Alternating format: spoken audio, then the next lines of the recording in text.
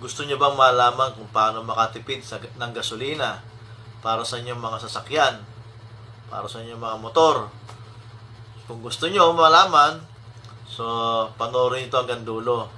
Pero bago ang lahat, panoorin nyo muna to. Ang programang ito ay rated LPG. Labis na patnubay at gabay ng magulang ang kailangan.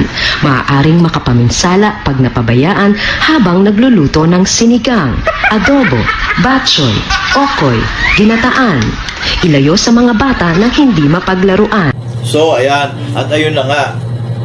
So, marami kasi ng mga nagtatanong na kung paano daw makatipid ng gasolina.